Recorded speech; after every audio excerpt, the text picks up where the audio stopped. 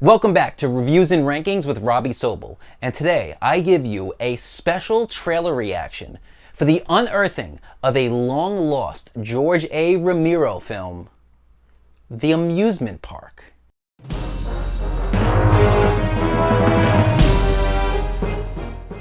Alright guys, welcome back to the channel, and if this is your first time here, I got news for you. I am an absolutely huge fan of George A. Romero. Now, if you've been to the channel before, this is not news. I've talked about him multiple times before. He's my all-time favorite filmmaker.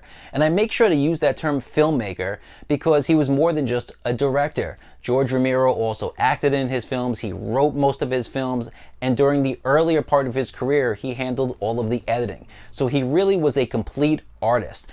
All those early films were everything that he wanted to put in front of the audience for them to see. He didn't have a lot of people over his shoulder, and he really created his work and just delivered it to the audience. In 1968, of course, George Romero was the head man behind Night of the Living Dead, a horror film that changed the landscape of the genre and gave birth to the modern zombie film.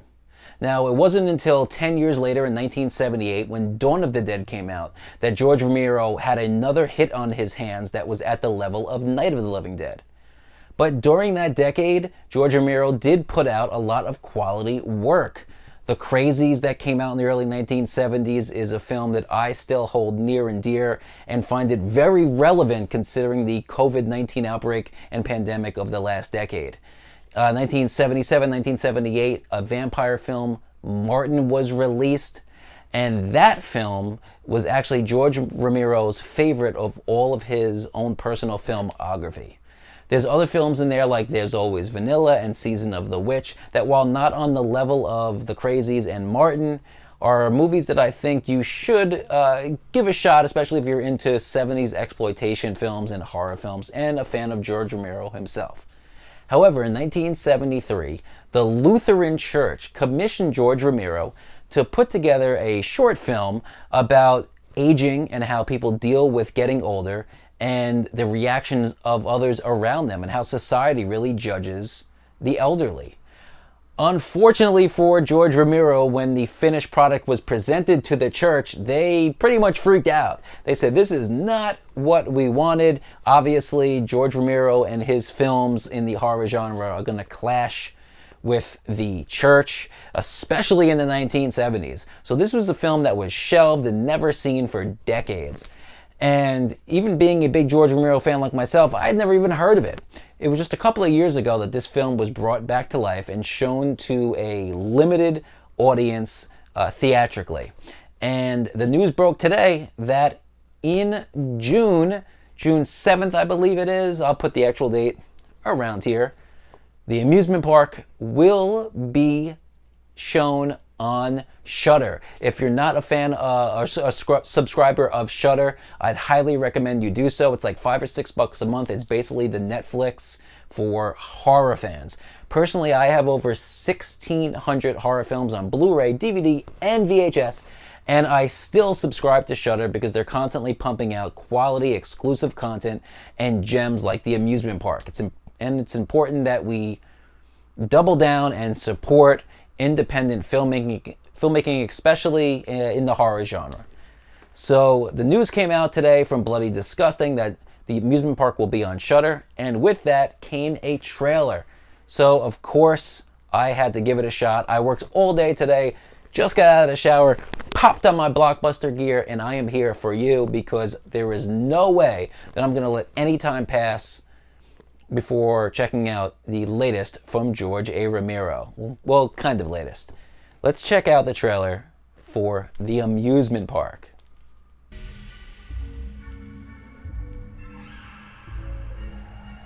So excited.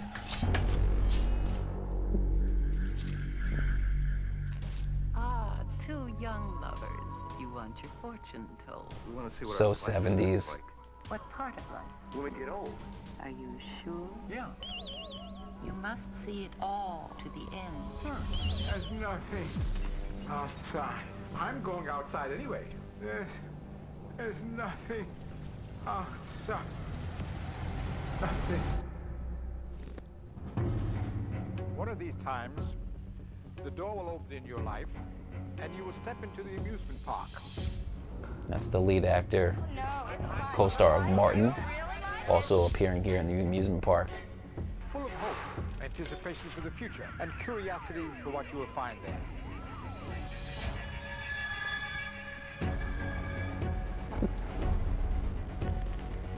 The man in the amusement Praise park from is Roger very Ebert there as well. himself, separated only by the passage of time. Why are you punishing me like this? For heaven's sake! Hello? Oh, this is so Romero. You can just tell by the shots, the early Romero cutting For myself. and editing is so on point with this.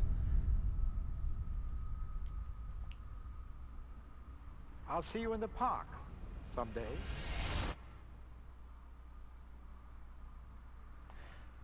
Wow, okay. The amusement park. I'm going to butcher his name. It was Lionel Menzel. I'll put it here. I can never pronounce it right. But he played, he's the star of this film. He's also the co-star in Martin. He played Martin's much older cousin, Cuda. So it's really cool to see him in this role. He passed away a couple of years back, but I do believe he was over 100 years old, like legit. So that's pretty cool. This film is so early Romero. You can just tell by the way the shots were put together, the shot selection, the editing, just in this minute-and-a-half trailer. It really feels like early Romero, and that's something that I absolutely love. There was just something different about the decade, especially with his work. You could see it in The Crazies. You can see it in, of course, Dawn of the Dead. There's Always Vanilla, Season of the Witch, and of course Martin, which is fantastic. I'll put a link in the description for my review of Martin, as well as my review along with my son that we did for Night of the Living Dead. This looks very interesting, and I know that it's been said that it's not technically a horror film, but it's probably Romero's scariest film for other reasons. It runs about an hour or so in length, so not quite the length of a feature film, but long enough to be considered one here. I am really excited for this. This is why I'm probably kind of rambling, so I apologize. I'm just so pumped up. This is the second bit of news that we've got over the last week or so out of the George Romero fandom. There is a treatment that was put together before Mr. Romero passed away called Twilight of the Dead. And this was supposed to be his final film, kind of wrapping up his vision of his dead world. Now, there were 6 films that were released, of course, starting with Night in 1968 and ending with Survival of the Dead in 2009. Now, the thing is, the first 4 films are pretty much considered canon within that Romero universe. 1968 was kind of like the first wave of the zombie apocalypse. Dawn of the Dead came out in 78, and that's kind of the second wave in the zombie apocalypse. 1985's Day of the Dead was the third wave, and then Land of the Dead in 2005, which is kind of the fourth wave. In 2007, George Romero released Diary of the Dead. This was kind of what he considered a rejigging of the myth, and that gave us kind of the first wave of the zombie apocalypse, but more in modern day. And then Survival of the Dead was released in 2009, which is kind of a continuation of that. There's actually characters in Survival that were in Diary. So Twilight of the Dead, if you hear about it, I'm going to be doing a live stream discussion about this on Filthy Dan's YouTube channel, so make sure to check that out. But the amusement park, this is fantastic. I'm excited. I know everybody in the George Romero fandom, everyone at GARF, the George A. Romero Foundation, which really kind of respects Mr. Romero's legacy and keeps it living on through projects like this. George Romero is an absolute was an absolute master of his craft. I had a chance to meet him back Halloween weekend in 2015 at the Spooky Empire convention in Orlando, Florida, and he was a gentleman, and that was truly an honor. I am looking forward to the amusement park, but are you? Make sure to leave your comments below and we can chat about it. If you liked the video, hit like. If you loved it, you can subscribe. And you can follow me on Instagram and Twitter at rankingsrs. So, check out the Amusement Park, watch George A. Romero films, and keep in movies.